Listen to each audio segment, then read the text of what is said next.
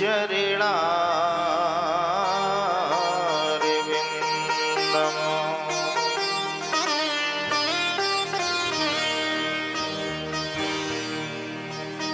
वर्णानामर्थिसङ्घानां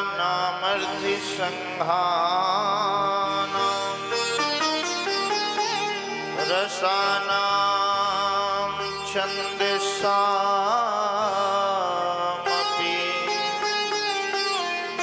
मंगलानां च कर्तारो वन्दे वाणी विनायकौ नीलाम्बुजश्याम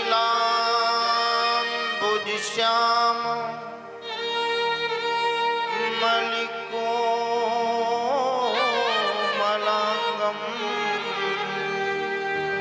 सीता समारो विद्वान्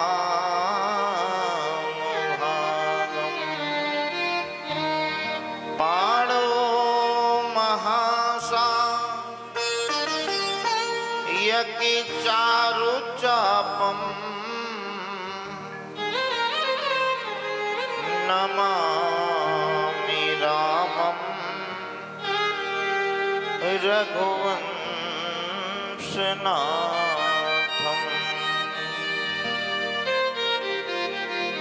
नारायणं नमस्कृत्य नरं चैव नरोत्तमं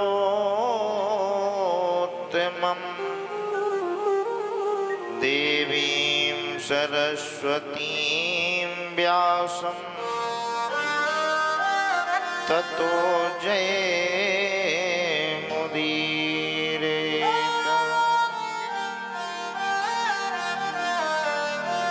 जय जय श्री गिरिजारमण जय जय भूति किशोर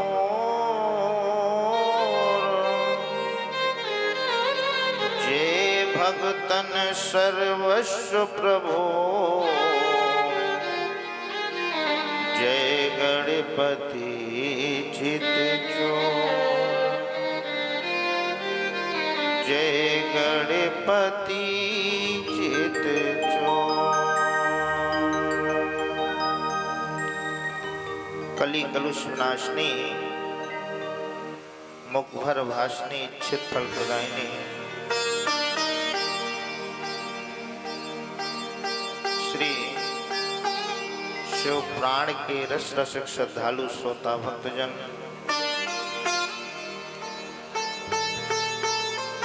मर्यादा पुरुषोत्तम श्री रामचंद्र जी भगवान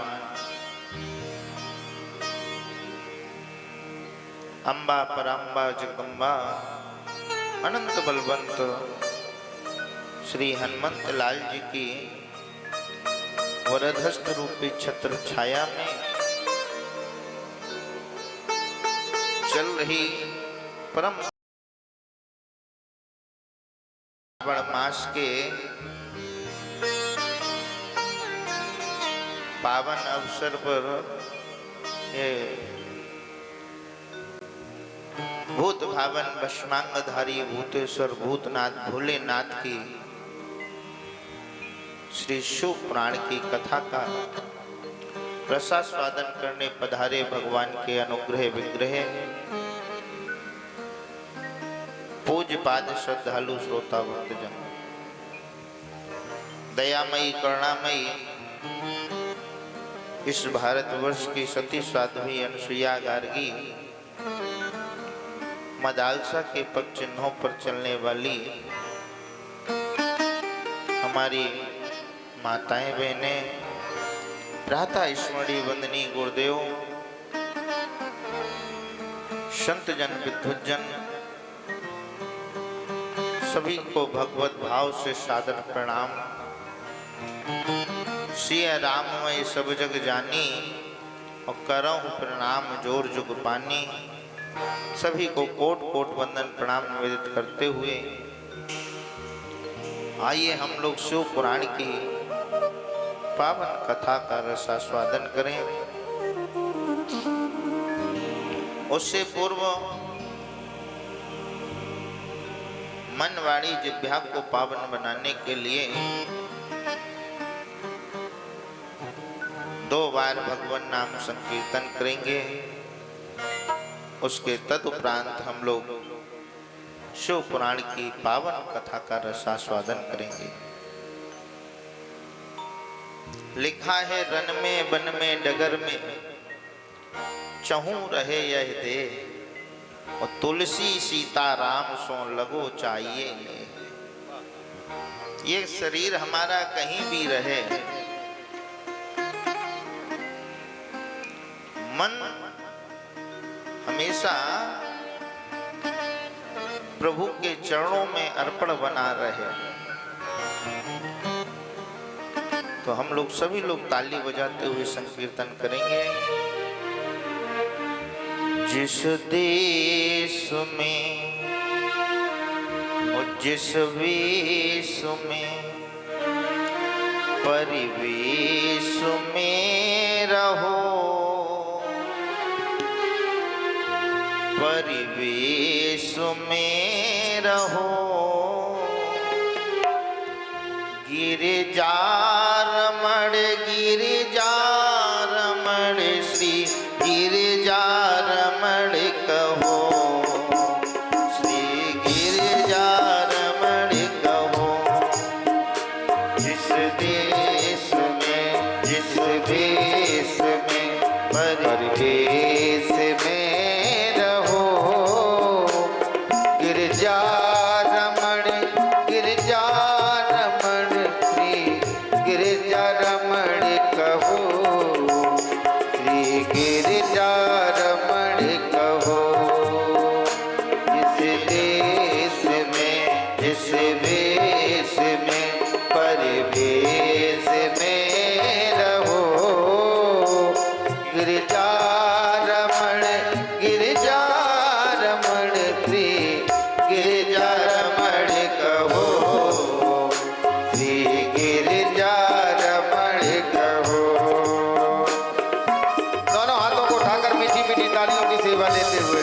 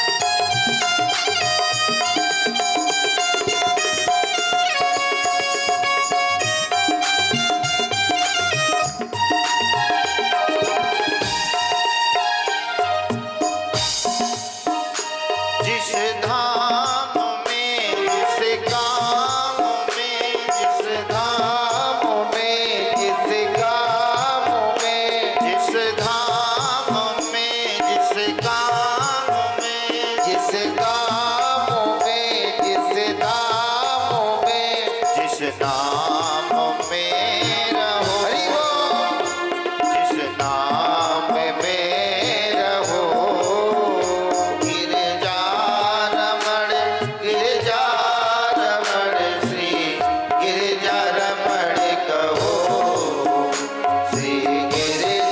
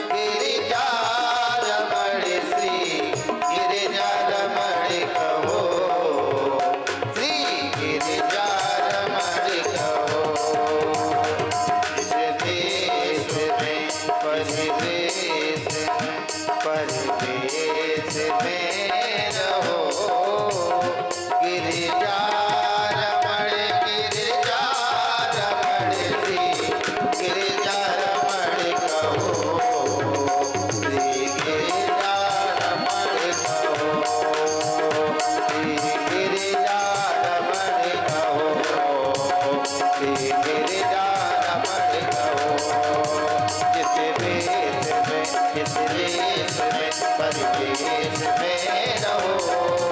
गिरिजा रमण गिरिजा रमण श्री गिरिजा रमण कहो, गिरिजा रमण कहो। गिरिजा रमण गिरिजा रमण गिरिजा गिरिजा गिरिजा रमण गिरिजा रमण कहो।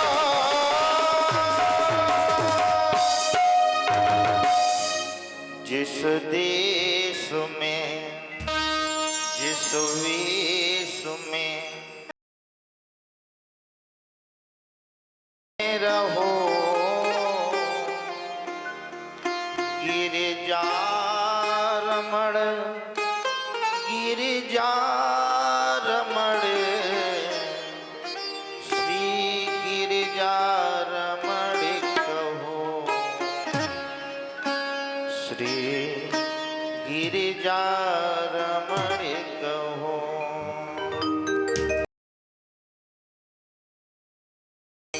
जय हो। बोलिए राधा कृष्ण भगवान बालाजी सरकार की जय हो। हनुमंत लाल की जय हो। बिंदेश्वरी माता की जय हो।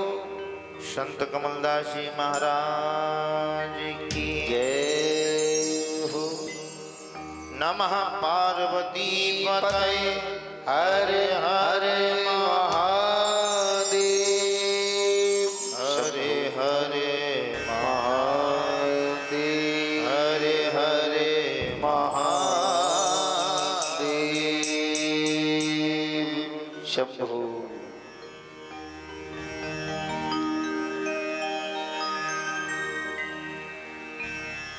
बड़ी सुंदर कथा का हम लोगों ने कल रसास्वादन किया। सूत जी महाराज से 4 प्रश्न किए सौनकादिक ऋषियों ने। अब सूत जी महाराज उत्तर देते हैं।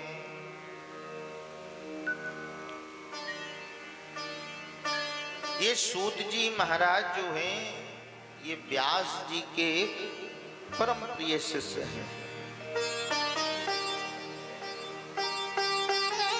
हमने कल बताया था पुराणों की रचना की।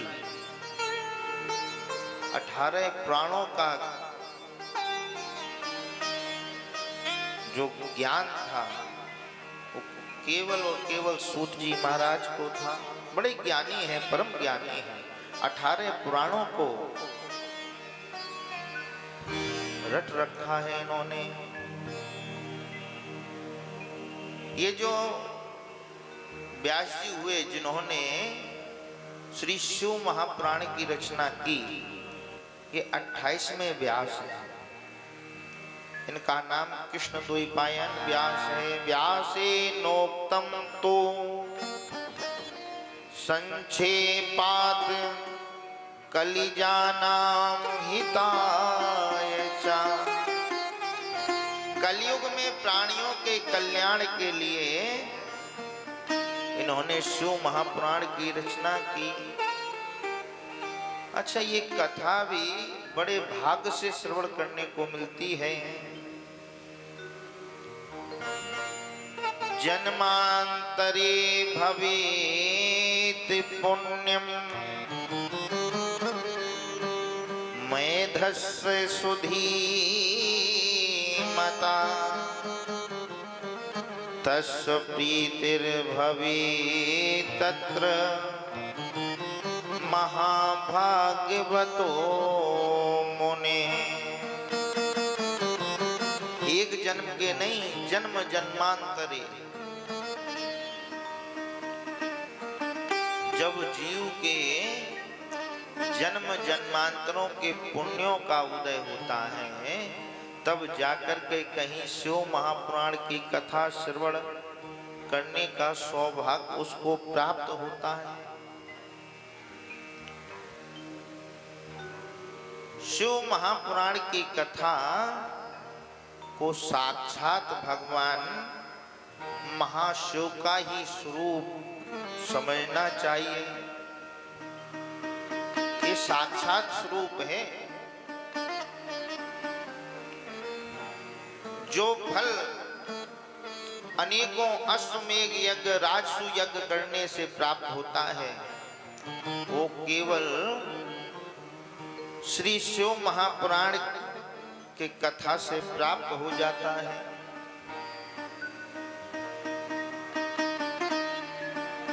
ए शृण्वन्ति मुने सेवम पुराणं शास्त्रमोत्तमम्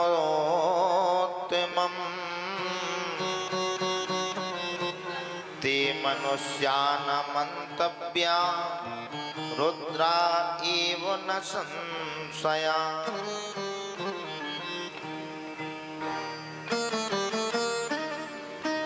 जो भक्त श्रद्धा पूर्वक ये शृण्वन्ति मुने सेवम, इस शिव महापुराण की कथा को सुनते हैं, पुराणम शास्त्रम उत्तमम ते मनुष्या, वे मनुष्य जो श्रद्धा पूर्वक सुनते हैं, ते मनुष्यानां मंतव्या रुद्रा एव न संशया। जो श्रद्धा पूर्वक सुनते हैं उनको ये ज्ञात हो जाता है, ये शिव महापुराण जो है ये साक्षात भगवान भोलेनाथ का रुद्र रूप है।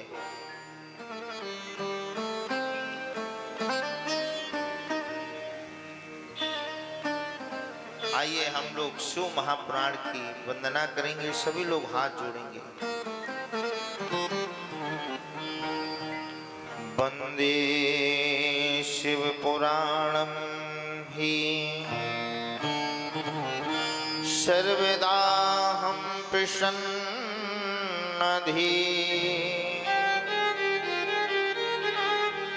शिव प्रसन्नतां यायाद दधात् स्वपदयो रतिम्।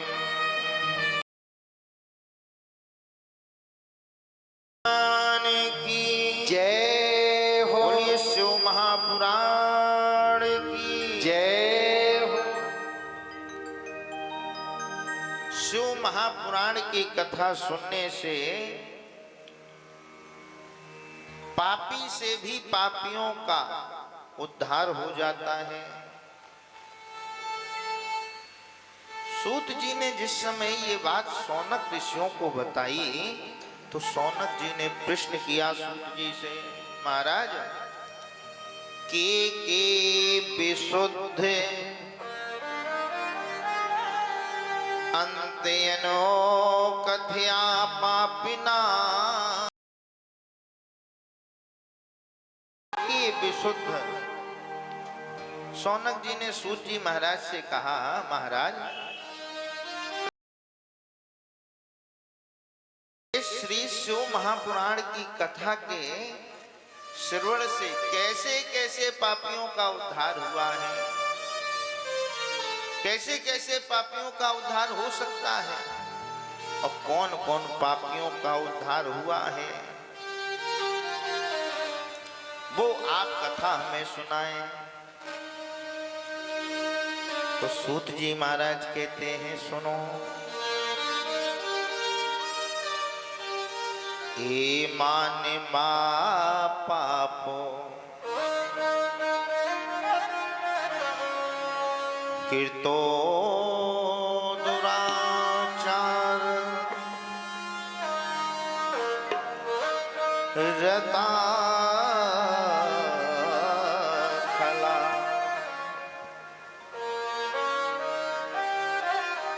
कामादि निरता नियम ते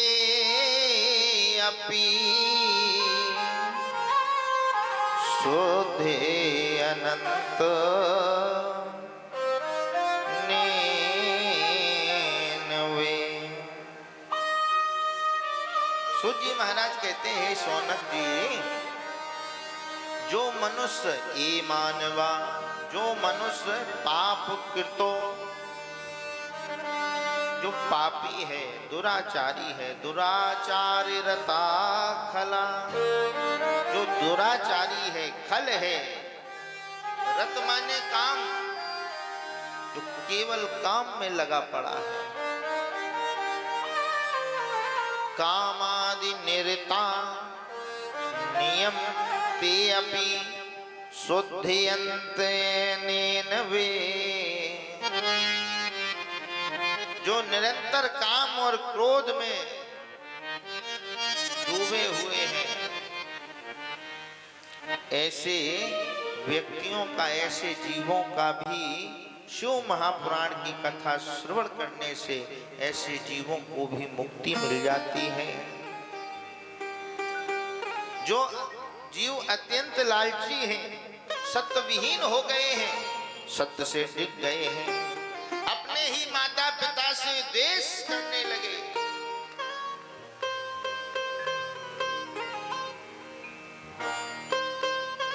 अपने ही माता पिता से द्वेष करने वाले पाखंडी इन जीवों का भी शिव महापुराण की कथा श्रवण करने से उद्धार हो जाता है।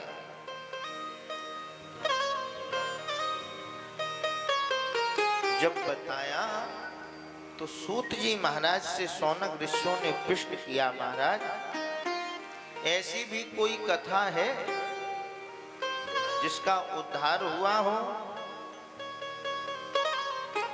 जो जीव सदैव पाप कर्म में लीन रहा हो, दुराचारी रहा हो, विमार्गी हो गया हो, माता पिता से विद्वेष भी किया हो, वैश्याओं का संग भी किया हो, ऐसे जीव का उद्धार शिव पुराण की कथा सुनने से हुआ है क्या? सूत जी महाराज कहते हैं, हाँ हुआ है। सदा पाप रता ये चा ये सठाच दुराशया ज्ञान यज्ञेन तेनेन संपुनन्ति कलावपि। ये जो शिव महापुराण है, ये कल्प वृक्ष के समान है।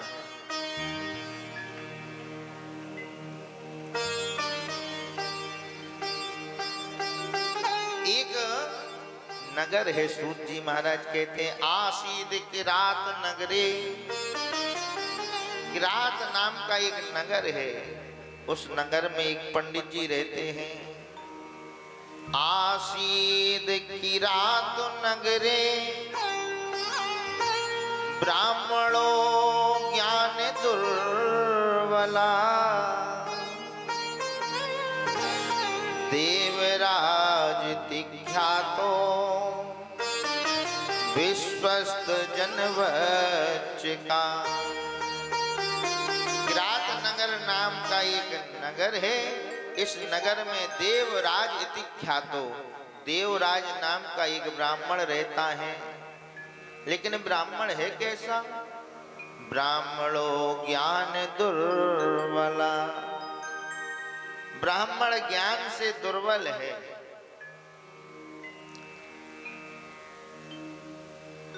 ज्ञान से दुर्बल है। पंडित जी महाराज के यहाँ सब कुछ है, माता है, पिता है, पत्नी है,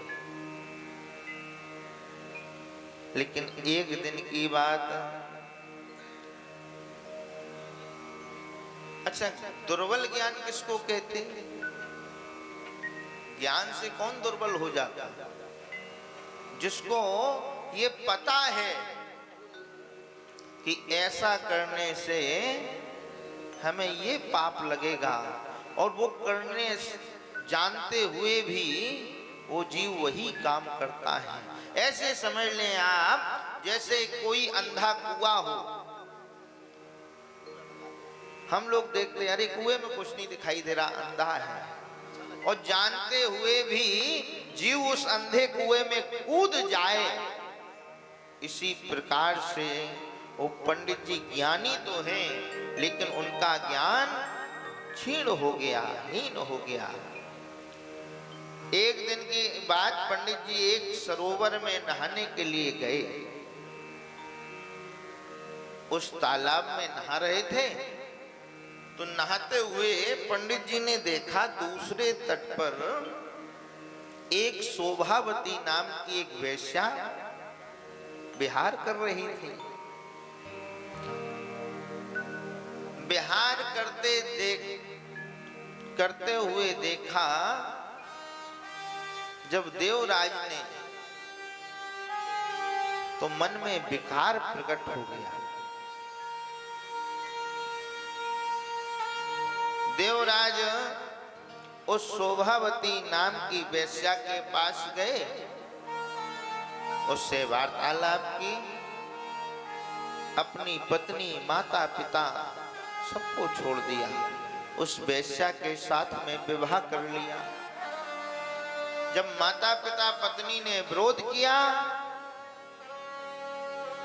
तो देवराज ने तीनों को मार दिया।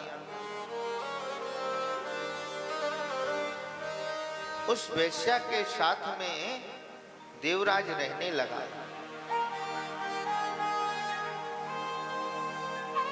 जो कुछ भी धन था सब उसी वेश्या के ऊपर लुटा दिया। धीरे धीरे देवराज महाराज उस वेश्या के संग में मांस का भी भक्षण करने लगे, मदिरा का भी पान करने लगे।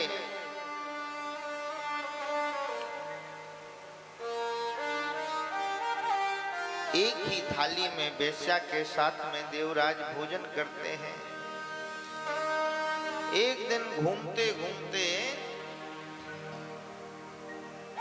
देवराज महाराज प्रयाग में पहुंच गए।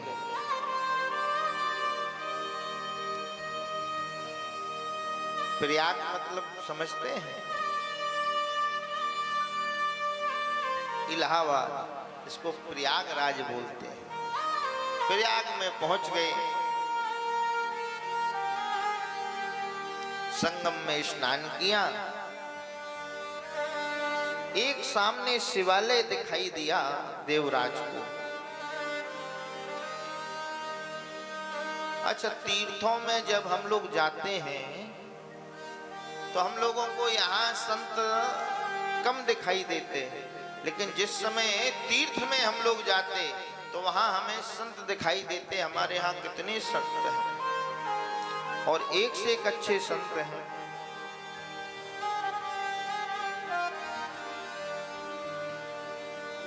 सामने शिवालय दिखाई दिया, उसमें अनेकों संत विराजमान थे। तो देवराज उन साधुओं की, उस संतों की शरण में पहुंच गया। जब उस मंदिर में गया देवराज, तो विश्राम करने लगा। उसी देवालय में शिव महापुराण की कथा हो रही थी। इस देवराज को रात्रि में बुखार आ गया।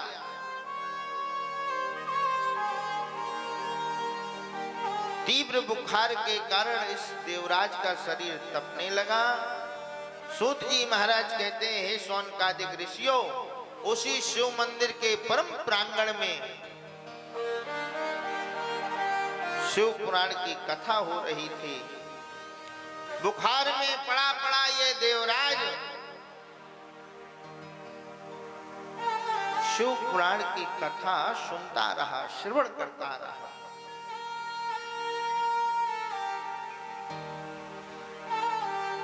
उस कथा के श्रवण करने के मात्र से उस देवराज को मुक्ति मिल गई। 1 महीने बाद इस देवराज की मृत्यु हुई। जब मृत्यु हुई तो यमराज के दूत इसको पकड़ने के लिए आए। अपने पासों में बांधकर यमपुरी को ले जाने लगे। उधर से भोले बाबा के दूत आ गए। भोले बाबा के दूतों में और यमराज के दूतों में युद्ध हुआ है। भोले बाबा के दूतों ने यमराज के दूतों को पीट पीट करके भगा दिया और इस देवराज को सीधे कैलाश पर लेकर के गए। देवराजम समामोच विमाने परम अद्भुते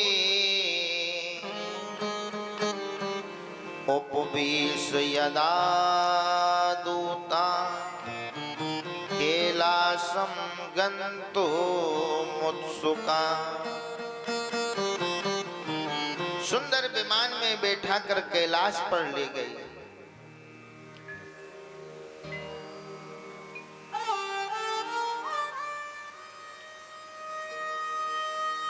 ये शिव पुराण की कथा सुनने मात्र का फल है। ये परम पवित्र है शिव पुराण की कथा। सूत जी महाराज कहते हैं शौनकादिक ऋषियों, इसके सुनने से बड़ा पापी भी मुक्ति का अधिकारी बन जाता है, वो भी मुक्ति को पा लेता है। ऐसी है शिव महापुराण की कथा। धन्या शिव पुराण से कथा परम पाविनी यस्या श्रवण मात्रेण पापीयानपि मोक्ति भाग। पापी से पापी भी मुक्ति को पा लेता है, शिवधाम प्राप्त कर लेता है। सूत जी महाराज एक और उदाहरण देते, राजेंद्र शौनकादिक ऋषियों, हम तुम्हें एक और उदाहरण दे रहे। शिव पुराण की कथा सुनने से किन किन पापियों का उद्धार होता है। समुद्र के किनारे एक दुर्गम नगर है। समुद्र निकटे देशे ग्रामो वास्कल संज्ञका। समुद्र के किनारे एक वास्कल नाम का ग्राम है। इस ग्राम में चारों वर्णों के लोग रहते हैं। वसंती यत्र पापिष्टा वेद धर्मोचिता जनः। ब्राह्मण, क्षत्रिय, वैश्य और शूद्र, चारों वर्णों के लोग रहते हैं इस नगर में। इस नगर में सबसे ज्यादा ब्राह्मण रहते हैं और ब्राह्मण तो हैं लेकिन केवल नाम के ब्राह्मण बचे हैं। ब्राह्मणत्व नष्ट हो चुका इनका।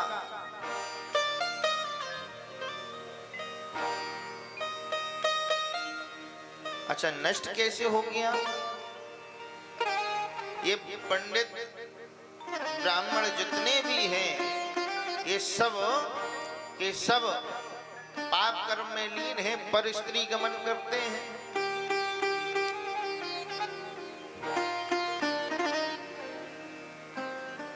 अच्छा, जहां के ब्राह्मणों की ऐसी दशा हो जाए, जहां के ब्राह्मण ही पदभ्रष्ट हो जाएं, तो वहां के अन्य जातियों का तो कहने ही क्या। जब ब्राह्मण ही पर स्त्री गमन कर रहे तो अन्य जातियां भी करने लगी।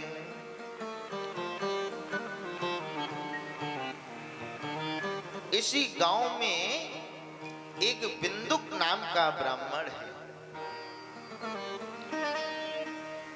इस बिंदुक की पत्नी है जिसका नाम है चंचला।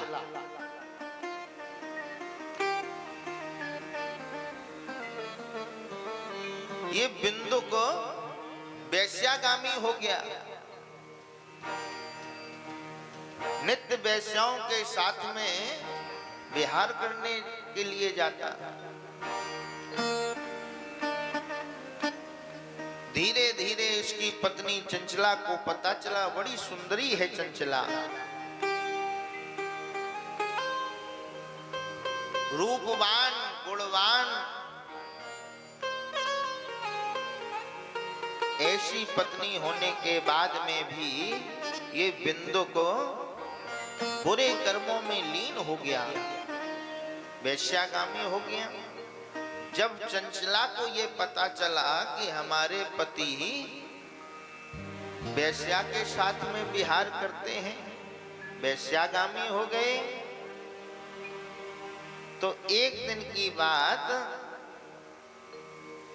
चंचला के मन में बड़ी पीड़ा हुई। चंचला अपने पति से कहने लगी, भवान प्रतिदिनम कामम रमते वेश्या कुधी माम विहाय स्वपत्नीम चायुतिम पति सेवनीम। चंचला ने कहा, आप प्रतिदिन, भवान प्रतिदिनम कामम, आप प्रतिदिन अपनी पत्नी को छोड़कर वेश्याओं के साथ में रमण करते हैं। अरे मैं भी तो आपकी धर्म पत्नी हूं,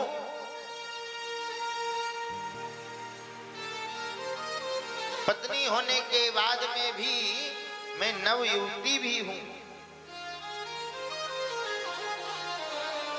यौवन भी है, यौवन के साथ साथ में मैं रूपवान भी हूं।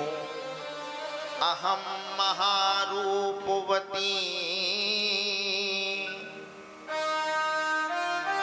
नवयौवन विहला, कथम सही काम दुखम तव संगम बिना तधी।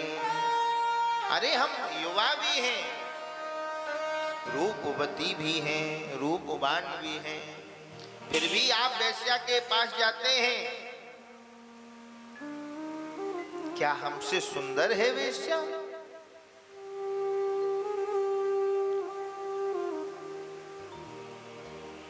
एक दिन की बात, जब चंचला की बात बिंदुक ने नहीं मानी तो चंचला को भी क्रोध आ गया। चंचला ने भी, आप पर स्त्री का संग कर रहे तो मैं भी पर पुरुषों का संग करूंगी। जैसे वेश्यागामी बिंदुक हो गया था,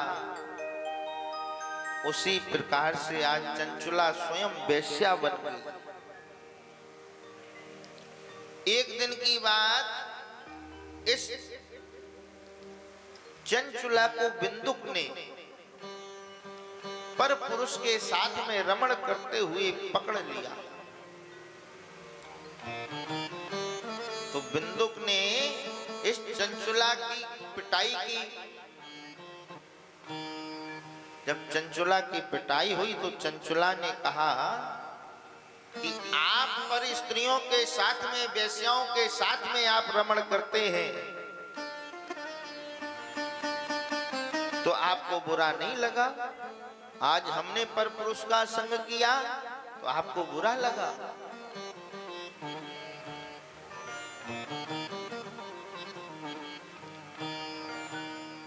बिंदुक से कहा, आप भी बंद कर दें तो हम भी बंद कर देंगे। बिंदुक थोड़ा लालची स्वभाव का था। उसने कहा, चंचला, हम ये नहीं कह रहे कि तुम पर पुरुषों का संग ना करो, खूब रमण करो, लेकिन एक काम करो, जिन पुरुषों के साथ में रमण करो उनसे कुछ धन भी ऐंठती रहो, कुछ धन भी कमाती रहो। वो धन आप ला करके हमें दे दो, खूब रमण करो, हमें कोई बुरा नहीं, हमें काहे को बुरा लगेगा, खूब करो रमण, हमें उसके बदले में धन देती रहो। अब तो पति का भी आदेश हो गया, आज्ञा मिल गई। अब तो चंचुला नित्य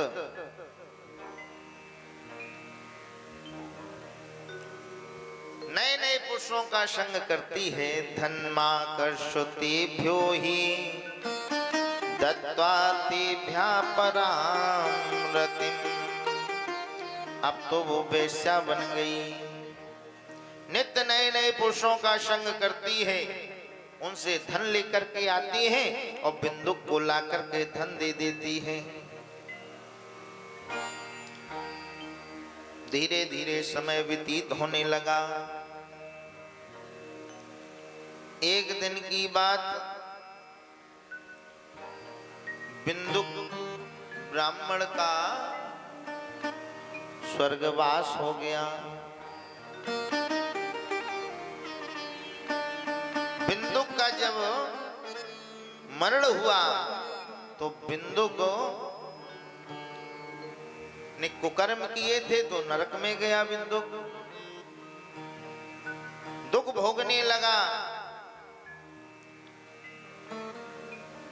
विंध्याचल पर्वत पर जाकर के पिशाच हो गया। विंदे भवत पिशाचो ही गिरो पापी भयंकरा। खुद ने पाप किया सो किया, अपनी पत्नी से भी पाप कराया, इसलिए ये विंध्याचल पर्वत पर जाकर के बिंदुक पिशाच हो गया। जब बिंदुक चला गया, अब चंचुला बिंदुक के मर जाने के बाद चंचुला अपने पुत्रों के साथ में घर में ही रही। एक दिन की बात, देवयोग एक पर्व पड़ा। उस पर्व पर चंचुला अपने मायके गई, अपने भाइयों के पास। भाई सब जा रहे थे प्रयाग में स्नान करने, चंचुला को भी ले गए। चंचुला ने कहा, भाई हम तो नहीं जाएंगे, हमारा वहां क्या काम। पापी थी, वेश्या थी। अच्छा, वेश्या का मन केवल रमण में लगा रहता है, केवल रमण में, उसको तीर्थों से कोई लेना देना नहीं कि अयोध्या जी जा रहे, कहां जा रहे। वो अयोध्या भी जाएगी तो वहां भी उसका विचार रहेगा कोई पुरुष मिल जाए जिसके साथ में मैं रमण कर लूं। प्रयाग गई, भाई जबरदस्ती लेके गए इस चंचुला को, तो संगम में स्नान किया। भाई तो दर्शन करने में लगे, इधर चंचुला घूम घूम करके देख रही। उसी शिवालय में एक ब्राह्मण शिव महापुराण की कथा कह रहे थे। संयोग ऐसा हुआ कि जिस समय चंचुला वहां पहुंची, उसी समय पंडित जी महाराज नारी धर्म के उपदेश दे रहे थे।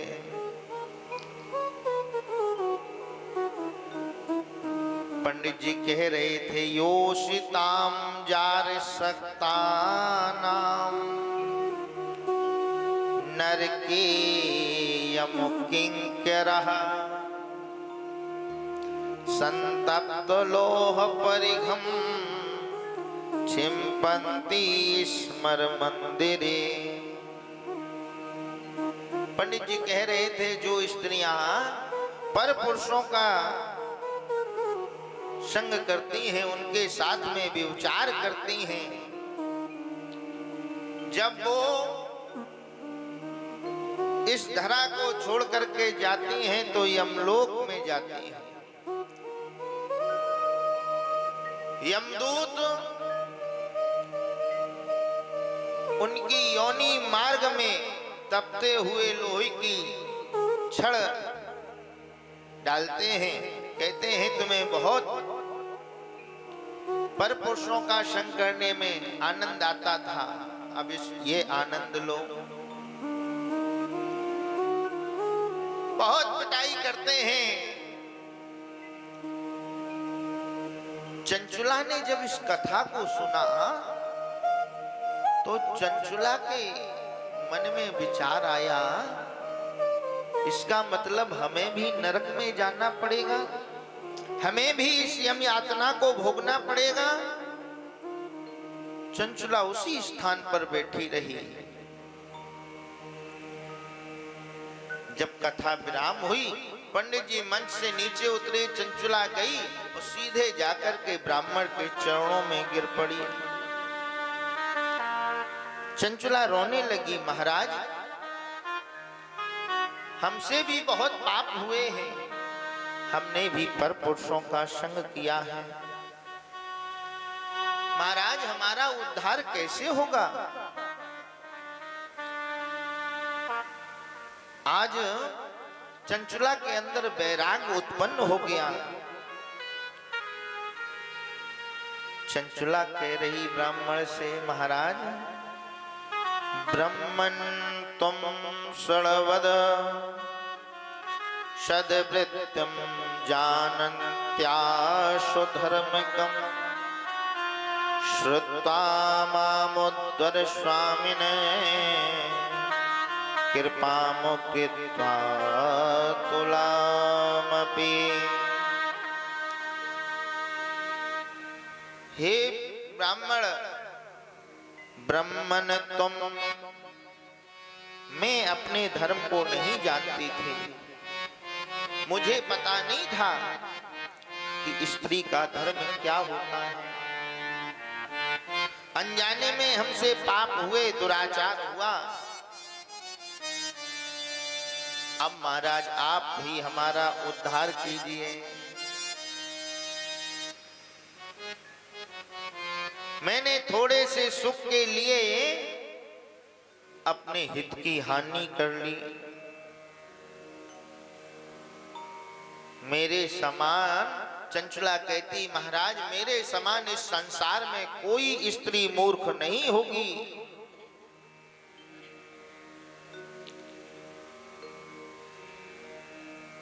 जो स्त्री पर पुरुषों का संग करती हैं उन्हें नरक में जाना ही पड़ता है।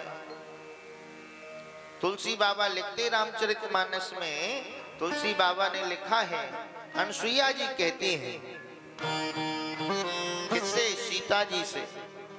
पतिव्रत धर्म दिया था ना सीता जी को, तो अनसुईया जी कहती हैं सीता जी से कि पतिवंच के परे पतिरत करई।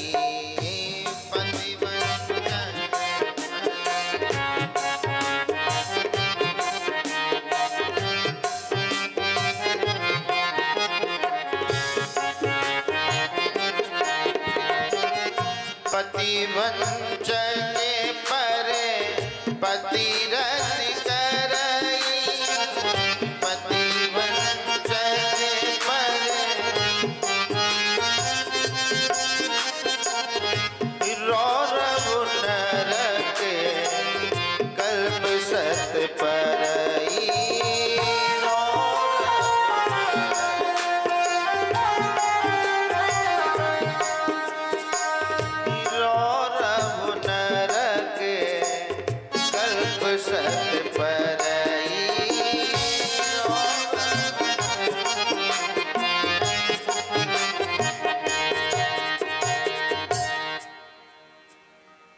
पतिवंचक पर पतिरत करई, पति को छोड़कर पर पतियों के साथ में जो विहार करती हैं ऐसी माताएं रौरव नरक कल्प सत परई। सत माने 100, एक कल्प नहीं, 100 कल्पों तक रौरव नामक नरक में ये पड़ी रहती हैं। छन सुख लागी जन्म सत कोटि, दुख न समुझते ही सम को खोटी। चंचुला कहने लगी महाराज थोड़े से सुख के लिए मैंने अपने हित की हानि कर ली, अब मुझे नरक में घोर कष्ट सहना पड़ेगा। कथम सहे से नरके खंड सो देह ग्रंथनम, नरक में मेरे शरीर के कई खंड किए जाएंगे, मैं इस यम यातना को कैसे सहूंगी, मुझे नहीं सहना है महाराज। हे ब्राह्मण देवता कुछ उपाय करो। अच्छा, ब्राह्मणों के पास हर चीज का उपाय है। आप ब्राह्मण के पास जाएं, पंडित जी गिरहा दशा देखो, थोड़े से गड़बड़ चल रहे। अरे पंडित जी ने कहा गड़बड़, क्या नाम है तुम्हारा? उन्होंने कहा नाम महाराज हमारा है सुशील। पंडित जी तुरंत बोले राहु चल रहा, राहु लगा है तुम्हें, तो राहु से बचने का उपाय महाराज? उन्होंने उपाय है रुद्राभिषेक करवाओ। आप रुद्राभिषेक कराइए, राहु से छुटकारा मिल जाएगा। किसी के ऊपर शनि चल रहा, 7.5 ढैया, उपाय है शनि का जाप कराओ। ब्राह्मणों के पास उपाय बहुत हैं। उन्होंने कहा कोई उपाय कीजिए महाराज, नरक में मैं इस यम यातना को नहीं भोग सकती, आप मेरी रक्षा करें। अगर मैं उस नरक में चली गई तो वहां कोई मेरी रक्षा करने वाला नहीं होगा, कौन करेगा वहां पर मेरी रक्षा? इसलिए प्रभु अब आप ही कुछ करें। अंत में चंचुला ने उन्हीं ब्राह्मण की शरण ले ली। महाराज आज से हम आपकी ही शरण में हैं। तुमेव मे गुरु ब्रह्म तुम माता तुम पिता सिचा। आज से तुम ही मेरे गुरु हो और तुम ही मेरी माता हो, तुम ही मेरे पिता हो। अहम, इसलिए महाराज अब आप ही हमारे उद्धार का कोई उपाय करो। जब ब्राह्मण को ही सब कुछ मान लिया, तुम ही गुरु हो, तुम ही माता, तुम ही पिता, अब तो करना पड़ेगा। ब्राह्मण बोले सुनो, हे ब्राह्मण पत्नी चंचुला, तुम डरो नहीं। अब तुमने हमारी शरण ले ली तो सुनो अब तुम भगवान शिव की शरण में चली जाओ। ऐसे दयालु हैं बाबा कि क्षण में क्षमा कर देते हैं। हमारे भोले बाबा हैं कैसे? छड़े तुष्टा छड़े रुष्टा, रुष्टा तुष्टा छड़े छड़े, क्षण में प्रसन्न हो जाते हैं। आपके पास कुछ ना हो, एक लोटा केवल जल चढ़ाओ आप भोले बाबा पे, नित्य चढ़ाओ, नियम बना लो, उनसे अपनी बात कह दो, बाबा